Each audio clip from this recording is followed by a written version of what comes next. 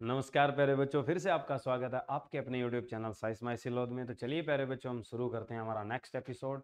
तो लास्ट जो हमने सेशन पढ़ा था तरंग के चलते, तरंग का ही नेक्स्ट एपिसोड है। तो तरंग में हमने जो लास्ट पढ़ा था वो क्या पढ़ा था कि तरंग है क्या, तरंग कितने प्रकार की है, और हमारे पास जो हमने तरंग पढ़े थे प्रकार के रूप में, तो वो हमने दो पढ़ दिए थे। नंबर एक हमने पढ़ा था अयांत्रिक, और एक हमने पढ़ दिया था यांत्रिक।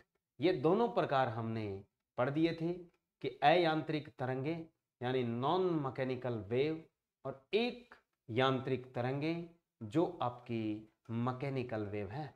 और मैकेनिकल वेव जो आपकी अनुदैर्ध्य और अनुप्रस्थ थी वो भी हमने कंप्लीट कर दी है। तीसरा जो प्रकार आता है, एक इसमें अयांत्रिक तरंगों में हम जो इलेक्ट्रोमैग्नेटिक वेव का स्पेक्ट्रम है वो भी पढ़ेंगे हम।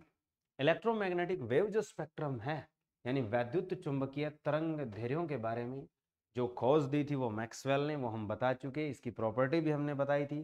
तीसरी जो हमें पढ़नी है वो डी ब्रोगली वाली पढ़नी है, और जिसमें हमें किसके बारे में पढ़ना है, मैटर वेव के बारे में, यानी जो पदार्थ तरंग होती है।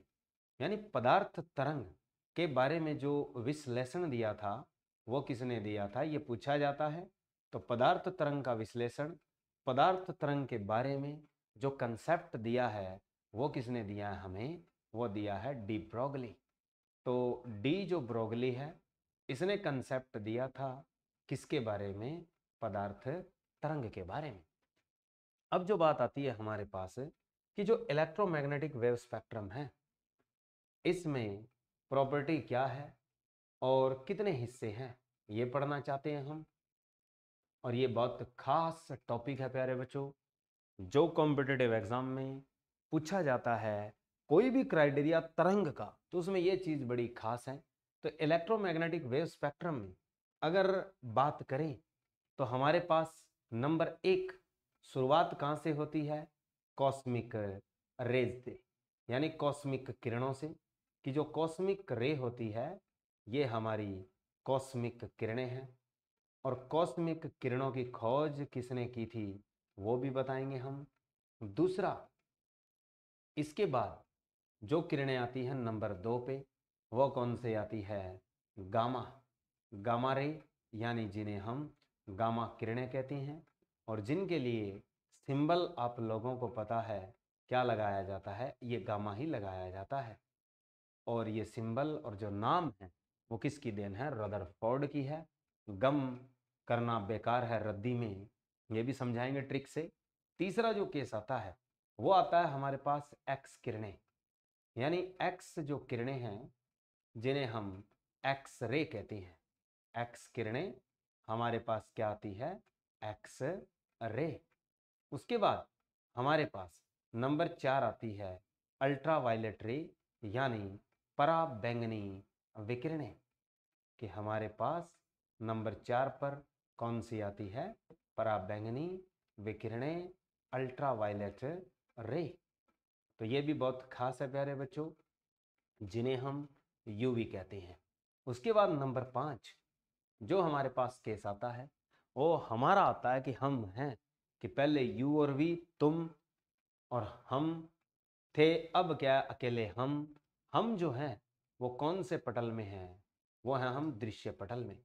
दृश्य पटल, दृश्य पटल का मतलब होता है इंग्लिश में विजिबल रीजन, यानी जिसे हम डिनोट किससे करते हैं, वी आर से। नंबर छः हमारे पास जो केस आता है वो आता है अवरक्त प्रकाश का। अवरक्त जो प्रकाश है, अवरक्त विकिरणें कहो, अवरक्त प्रकाश कहो, ये हमारे पास किस नाम से जाना जाता है, आई आर से। उसके बाद नंबर सात हमारे पास आती है लघु रेडियो तरंगें, जिन्हें हम क्या नाम देते हैं, माइक्रोवेव, जिन्हें हम नाम देते हैं किसका, माइक्रोवेव, यानी शॉर्ट वेव, यानी एम डब्ल्यू, और साथ में इसका हिस्सा एस डब्ल्यू, यानी शॉर्ट वेव। और नंबर आठ हमारे पास आती है रेडियो तरंगे, यानी रेडियो तरंगें जो है, रेडियो विकिरणें जो हैं, रेडियो तरंगें जिन्हें हम क्या नाम देते हैं, RW, रेडियो वेव। तो ये आपके पास एक तरह से किसका स्पेक्ट्रम है प्यारे बच्चों, इलेक्ट्रोमैग्नेटिक वेव का। ये जो इलेक्ट्रोमैग्नेटिक वेव का स्पेक्ट्रम जो बनाया गया है, ये किसके आधार पर बनाया गया है, ये भी आपको याद रखना है। तो तीन चीजें इंपॉर्टेंट हैं यहाँ। नंबर एक आपको याद रखना है तरंग दैर्ध्य का। नंबर दो आपको याद रखना है आवर्ती का। और नंबर तीन आपको याद रखना है एनर्जी का। तो नंबर एक जो आपको याद रखनी है चीज, वो है तरंग दैर्ध्य यानी वेवलेंथ। पहले वेवलेंथ का क्राइटेरिया एक। नंबर दो हमारे पास किसका है, फ्रीक्वेंसी यानी आवर्ती का, फ्रीक्वेंसी जिसे आप कहते हो। और नंबर तीन यहाँ जो क्राइटेरिया है वो किसका है, एनर्जी का। यानी इन तीनों का केस है। तो जैसे हम कहाँ से कहाँ चलते हैं, हम कॉस्मिक रेज से चलकर रेडियो तरंग की तरफ आते हैं। तो ये नंबर एक तरंग दैर्ध्य क्या होती है, इस केस में याद रखना, बढ़ती है, इंक्रीज होती है। नंबर दो आवर्ती इस केस में क्या होती है, घटती है, फ्रीक्वेंसी डिक्रीज होती है। आवर्ती जहां घटती है वहां ऊर्जा भी लगातार क्या होती है, घटती है। ये ट्रेंड है, क्रम है, ऑर्डर है इस EMW का, यानी वैद्युत चुंबकीय तरंग का। कि जो हम वैद्युत चुंबकीय तरंग लें और इस वैद्युत चुंबकीय तरंग का स्पेक्ट्रम तैयार करें, तो वैद्युत चुंबकीय तरंग का जो स्पेक्ट्रम है, इस स्पेक्ट्रम में जो अलग अलग तरंगों के रूप हैं, अलग अलग हिस्से जो हैं, उनको हमने किसके आधार पर रखा है, तो हमने कॉस्मिक किरण से लेकर रेडियो तरंग की तरफ चलते हैं इस तरह से एक बॉक्स में बनाकर। तो बॉक्स हमारे पास यूं बनाया जा सकता है कि हमारे पास हम कहां से कहां चल रहे हैं, कॉस्मिक रेज से लेकर किसकी तरफ बढ़ रहे हैं, रेडियो वेव की तरफ, इस तरफ चल रहे हैं। तो इसमें कौन कौन सी चीज ये आएंगी, तो तरंग दैर्ध्य इसमें बढ़ती है। वेवलेंथ, वेवलेंथ को डिनोट किया जाता है किससे, लैम्डा से। लैम्डा आपकी बढ़ती है, ये हमने लिख दिया कि तरंग दैर्ध्य लगातार क्या होती है, बढ़ती है। नंबर दो आवर्ती, आवर्ती को हम लिखते हैं न्यू, न्यू से, या डिनोट किया जाता है एन से। ये जब हम कॉस्मिक किरण से किसकी तरफ जाते हैं, रेडियो वेव की तरफ, तो ये क्या होती है, घटती है। तीसरी चीज है हमारी एनर्जी यानी ऊर्जा, जिसे हम डिनोट करते हैं एच और न्यू से, एच न्यू से डिनोट करते हैं। ये भी हमारी लगातार इस क्रम में क्या होती है, घटती है। तो ये ट्रेंड है प्यारे बच्चों हमारे पास EMW का, यानी इलेक्ट्रोमैग्नेटिक वेव स्पेक्ट्रम का।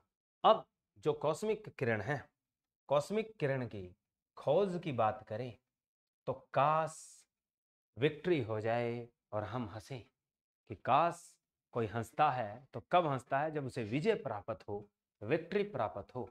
तो इसकी खोज विक्टर हैस ने की है। कि इसकी खोज किसने की है, विक्टर हैस ने की है। विक्टर हैस वो वैज्ञानिक या वो दार्शनिक है जिसने खोज की है किसकी, कॉस्मिक किरणों की। याद कैसे रखोगे, काश कोई हंसेगा कब, जब विक्ट्री प्राप्त होगी। नंबर दो, अब जब ज्यादा विक्ट्री प्राप्त हो जाए तो बंदा कई बार क्या होता है, गम में बेकार ही रोता है। तो गम में बेकार, बेकार से वर्ड याद रखना है बैकुरल। तो यानी गामा रे की जो खोज की है वो किसने की है, बैकुरल ने की है। अब बेकार में रोते हैं कब, जब कोई एक्सपायर हो जाए। तो गम बेकार है जब एक्सपायर होने के बाद कोई उसके पीछे से रोता है। तो एक्सपायर होने से रोता है, तो एक्सपायर के लिए वर्ड याद रखना है रोता से रोंटजन। यानी जो हमारे पास गम बेकार है किसी के एक्सपायर यानी मरने के बाद, तो एक्स किरणें और उसके पीछे रोने से। अब जब रो लेते हैं तो हम सारी रात परायों की रट लगाते हैं। परायों की रट, परायों से याद रखना है पराबैंगनी, कि हम पराबैंगनी से रट, रट से याद रखना है आपको रीटर, कि हम सारी रात परायों की रट रखते हैं। तो परायों से वर्ड बनता है पराबैंगनी, रट से वर्ड बनता है रीटर। अब हम परायों की रट लगाकर सो चुके हैं और आराम से सुबह की जब नींद लेकर उठते हैं तो हमें सुबह उठते ही एक दृश्य नजर आता है। और हर रोज दृश्य कैसा होता है? नया। नया से वर्ड याद रखना है न्यूटन, कि दृश्य पटल की जो खोज, इस व्हाइट लाइट की जो खोज की है वो न्यूटन ने की है। इस दृश्य पटल को हम कौन सा नाम दे सकते हैं? श्वेत प्रकाश। कि जो दृश्य पटल है वो हमारे पास एक तरह से क्या है? श्वेत प्रकाश है, जिसे हम व्हाइट लाइट कहते हैं, सफेद प्रकाश। अब जैसे ही दृश्य आपने देखा कि दृश्य नया था, तो दृश्य से वर्ड, दृश्य पटल से नया से न्यूटन। अब हम क्या करेंगे? खुशी से थोड़ा हंसेंगे। तो अवरक्त प्रकाश, अब से वर्ड याद रखना है अवरक्त। हंसेंगे तो इसकी खोज किसने की है? हर्शेल ने। कि अवरक्त प्रकाश की खोज किसने की है? हर्शेल ने। इंफ्रारेड की डिस्कवरी हर्शेल के नाम है सर्वप्रथम में। फिर क्या होता है कि हम खुशी में नाच रहे हैं। तो अब जब हम हंसेंगे तो नाचेंगे। नाचते हुए हमें कौन देखती है? माई। माई से वर्ड क्या याद रखना है? माइक्रोवेव। जैसे ही माई कमरे में आती है तो हम माई को हटने को कहते हैं कि पीछे हट जाओ कि आज खुशी बहुत है। हटने से वर्ड याद रखना है आपको हर्ट्ज। यानी हटने को कहोगे माई को तो क्या वर्ड बनता है? हर्ट्ज। तो यानी हर्ट्ज ने खोज की थी किसकी? आपके पास माइक्रोवेव की। तो माइक्रोवेव की खोज जो की है वो किसने की है? हर्ट्ज ने की है। उसके बाद माई जाती है किसके पास? अपने हस्बैंड के पास। किसकी शिकायत लेकर? अपने बच्चे की, कि जब वो गम में था तो डूबा हुआ था, अब वो हंस रहा है और नाच रहा है। तो उसका पिता कहता है कि कोई बात नहीं, उसे नाचने दो, हमें रेड नहीं मारनी, या मारनी कोनी। यानी रेड, रेड से वर्ड बनता है रेडियो। और रेडियो की जो खोज की है वो किसने की है? मार्कोनी ने। तो रेडियो वेव की खोज इस EMW स्पेक्ट्रम में किसने की है? मार्कोनी ने की है। तो ये हमारा क्राइटेरिया है प्यारे बच्चों इलेक्ट्रोमैग्नेटिक वेव स्पेक्ट्रम का। इसमें कॉस्मिक से जब हम किसकी तरफ चलते हैं? रेडियो की तरफ, तो ये चीजें घटती और बढ़ती है। दूसरा ट्रेंड ये याद रखना है नंबर 2, कि अगर हमारे पास उल्टा लिख दिया जाए कि हम रेडियो वेव से किस क्रम में चलें? कॉस्मिक रे की तरफ चलें। कि हमारे पास ऑर्डर हम बदल देते हैं, क्रम बदल देते हैं, कि हम रेडियो से किसकी ओर चलें? कॉस्मिक की तरफ। तो नंबर 1 जो आपकी तरंग दैर्घ्य है ये घटने लगती है। तरंग दैर्घ्य क्या होती है? घटने लगेगी, डिक्रीज होने लगेगी। नंबर 1। नंबर 2 आपको याद रखना है फ्रीक्वेंसी का, आवर्ती का। आवर्ती क्या होती है? बढ़ने लगती है। आवर्ती जो है वो क्या होगी? बढ़ने लगेगी। और नंबर 3 आपको याद रखना है किसके लिए? एनर्जी। तो जो एनर्जी है वो भी जैसे जैसे आवर्ती बढ़ेगी तो आपकी एनर्जी भी क्या है? बढ़ने लगेगी। तो हमारे पास जो हम एनर्जी दर्शाते हैं प्रकाश की फोटोन के कणों के रूप में, तो उसमें एच न्यू आता है। तो हम जो एनर्जी दर्शाते हैं लिख देते हैं यहाँ पर कि एनर्जी का रूप प्रकाश जब फोटोन के रूप में होता है तो एच न्यू में दर्शाते हो। तो ये ऊर्जा का दर्शाव है। कौन सी ऊर्जा का दर्शाव है? प्रकाश ऊर्जा का। कि प्रकाश जब एक फोटोन के रूप में आता है तो ये प्रकाश ऊर्जा का रूप हम दर्शाते हैं किसके रूप में? एच और न्यू। एच क्या है? Planck constant. ये जो एच है इसे हम नाम देते हैं क्या? Planck constant. प्लांक का स्थिरांक। ये क्या होता है?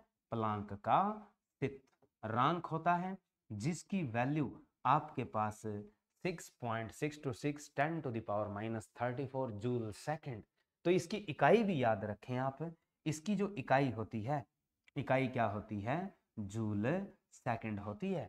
और ये जो न्यू है, यहाँ जो हमने ये जो छोटा सा v लिखा है, इसको बोलते क्या है? न्यू। न्यू ये नया वाला न्यू नहीं है, ये न्यू है। और इस न्यू को हम किसके लिए प्रयोग कर रहे हैं? आवर्ती के लिए। तो यानी जो फोटोन की ऊर्जा होती है, प्रकाश के कण फोटोन की जो ऊर्जा दर्शाई जाती है वो किसकी गुणा में होती है? प्लैंक कांस्टेंट और आवर्ती की गुणा में दर्शाई जाती है प्यारे बच्चों। और जो आपकी इसकी इकाई है किसकी? एच की। एच क्या है? प्लैंक स्थिरांक। इसकी इकाई क्या होती है? Joule second. तो ये क्राइटेरिया था प्यारे बच्चों हमारे पास इलेक्ट्रोमैग्नेटिक वेव स्पेक्ट्रम का। अब बात आती है कि इसमें से हमारे पास कौन सी चीज कहाँ पे इस्तेमाल होती है और किस तौर पर इसका यूज किया जाता है वो बताते हैं आपको। तो नंबर 1 कि जैसे हमने आवर्ती का, तरंग दैर्घ्य का और ऊर्जा का तो क्राइटेरिया पढ़ा है। इसके बाद जो बात आती है हमारे पास इंपॉर्टेंट क्वेश्चन की, तो जैसे आपके पास सबसे पहले जो क्वेश्चन टैग होता है यहाँ पे वो किसका होता है? गामा किरणों का। कि जो गामा किरणें होती है, गामा किरणें किस किस में इस्तेमाल की जाती है? तो गामा किरणें सबसे इंपॉर्टेंट क्वेश्चन आता है विभेदन क्षमता का। एक और बात कि जो हमने इलेक्ट्रोमैग्नेटिक वेव स्पेक्ट्रम पढ़ा है प्यारे बच्चों, उसमें आपके पास ये जैसे स्पेक्ट्रम हमें दिया जाता है कि कॉस्मिक रेज और इधर क्या है? Radio wave. इसमें क्वेश्चन पूछे किसका? पेनेट्रेटिंग पावर का, विभेदन क्षमता का। कि जो हमसे क्वेश्चन पूछा जाएगा वो विभेदन क्षमता का पूछा जाएगा, यानी पेनेट्रेटिंग पावर का। कि जो पेनेट्रेटिंग पावर होती है वो सबसे ज्यादा EMW में किसकी होती है? कि जो पेनेट्रेटिंग पावर है, विभेदन जो क्षमता है, सबसे ज्यादा वो किसकी होती है? कॉस्मिक रेज की होती है। अगर कॉस्मिक रेज ऑप्शन में नहीं है तो फिर नंबर किसका आता है? गामा का। गामा नहीं है तो एक्सरे का, एक्सरे नहीं है तो पराबैंगनी का। इस तरीके से चलता जाता है। कॉस्मिक किरण से लेकर किसकी ओर जाता है? रेडियो वेव की ओर जाता है। तो ये खास क्वेश्चन है। चलिए अब जो हमारे पास गामा किरणों का जो क्वेश्चन आता है नंबर 1, इसके लिए एक तो क्वेश्चन पूछा जाता है विभेदन क्षमता का, पेनेट्रेटिंग पावर का। और दूसरा अब जो क्वेश्चन आता है विभेदन क्षमता के तौर पर इसका इस्तेमाल किस में किया जाता है? तो कीमोथेरेपी में। यानी किसके इलाज के लिए यूज होती है? ये कैंसर के इलाज के लिए। तो कैंसर के इलाज के लिए जब इसका उपयोग होता है तो किस से पैदा की जाती है? तो अब कैंसर, कैंसर से बंदा मरता है कब? 60 में। तो यानी कैंसर से याद क्या रखना है? कब, यानी कोबाल्ट। और कब? 60। तो यानी कैंसर के इलाज के लिए जो गामा किरणें पैदा करने वाला एक आइसोटॉप है, यानी एक समस्थानिक है, वो कौन सा समस्थानिक है आपके पास? वो समस्थानिक आपका कार्बन, कोबाल्ट 60 है। इसमें ऑप्शन यूं दिए होंगे प्यारे बच्चों कि जब आएगा क्वेश्चन की विभेदन क्षमता और कैंसर के इलाज के लिए कौन सी आइसोटॉप से गामा रेज पैदा की जाती है, तो ऑप्शन आपके यूं होंगे C60। दूसरा ऑप्शन आपको दिया होगा सोडियम 24। इसी तरीके से आपको मिलेगा नंबर 3 आयोडीन 133। और नंबर 4 आपके पास ऑप्शन ये लिख दे नन ऑफ दीज। तो हमारे पास अगर वो कहता है कि गामा किरणें जो कैंसर के इलाज के लिए पैदा की जाती है वो इनमें से किस समस्थानिक से मिलती है, तो इसका ऑप्शन क्या है प्यारे बच्चों? None of these. कहीं आप गलती से ये ऑप्शन मत लगा देना, क्योंकि ये जो चीज है ये आपकी कोबाल्ट 60 नहीं है, ये एक फुलरीन है। और ये जो फुलरीन है जिसे हम क्या कहते हैं? Buckminster fullerene. यानी क्या कहते हैं? बकमिंस्टर फुलर के नाम पर रखा है। बकमिंस्टर फ्यूलर जो था वो एक डोम डिजाइनर था USA का, उसके नाम पर कार्बन के कृत्रिम आइसोटोप का नाम रखा। तो ये आपके पास एक कृत्रिम आइसोटोप है, कृत्रिम अपरूप है, आइसोटोप नहीं प्यारे बच्चों, कृत्रिम अपरूप है। कृत्रिम अपरूप को क्या कहते हैं? आर्टिफिशियल एलोट्रोप है ये। तो ये आपका एक आर्टिफिशियल एलोट्रोप है, किसका? कार्बन का। तो इसलिए इस क्वेश्चन के अंदर आपको अच्छे से सोच विचार करना है। और याद कैसे रखोगे? कैंसर कब? 60 में, ठीक है। और कैंसर कब होती है? 60 में। तो बंदा 60 में मरेगा तो पीछे दुनिया क्या करती है? गम। तो गामा किरणें किससे पैदा होती है? कोबाल्ट 60 से होती है। और ये एक्टिवेट करती है किसको? कार्बन 12 को, जिसका सेंटर क्या होता है? कोबाल्ट ही होता है, उसे साइनो कोबालमीन जिसे कहते हैं। अब ये तो कहानी थी हमारे पास गामा किरणों की। उसके बाद एक और क्वेश्चन याद रखना है कि गामा किरणें रेडियो सक्रियता में भी पैदा होती है, कि आपको ये याद रखना है कि जो गामा किरणें हैं वो रेडियो सक्रियता में, यानी रेडियो डिसइंटीग्रेशन, रेडियो एक्टिविटी में भी क्या होती है? पैदा होती है। तो रेडियो सक्रियता में जब पैदा होती है तो इसकी खोज वहीं से स्टार्ट की थी। किसने? हेनरी बैक्यूरेल ने। एक फ्रांसीसी वैज्ञानिक है हेनरी बैक्यूरेल, जिसने रेडियो सक्रियता के चलते गामा किरणों की सबसे पहले खोज की। और ये जो गामा किरणें हैं इन्हें एक तरह से एनर्जी फोटोन कहा जाता है, ऊर्जा के फोटोन कहा जाता है। और ये ऊर्जा के फोटोन आपके पास चार्जलेस और क्या होते हैं? मासलेस जैसे होते हैं। यानी फोटोन है एक तरह के ऊर्जा की तरंग का रूप होता है, और जो आपके पास चार्जलेस होता है, चार्जलेस का मतलब क्या है? आपके पास इन पर कोई आवेश नहीं होता, यानी बिना आवेश के होती है, ये आवेश रहित है। यानी एक होता है आवेश सहित, और ये कैसी चीज है? आवेश रहित। तो ये प्रॉपर्टी है हमारे पास किसकी? गामा रे की।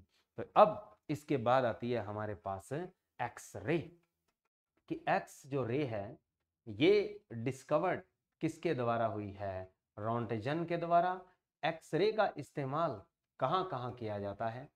जैसे आप कहीं एयरपोर्ट पे या कोई क्या है सीआईएसएफ इंडस्ट्रियल एरिया के अंदर या किसी रेलवे प्लेटफॉर्म पे गए हो, तो आपकी सामान की चेकिंग होती है, एक बॉक्स के अंदर पास किया जाता है।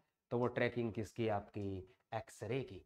एक्सरे से हम क्या करते हैं? अपने अस्थि कंकाल का चित्रण करवा सकते हैं, कि जो मानव अस्थि कंकाल का चित्रण प्राप्त किया जाता है उसके लिए किस रे का उपयोग होता है? तो उसमें हम किसका उपयोग करते हैं? एक्स रे का, नंबर 1।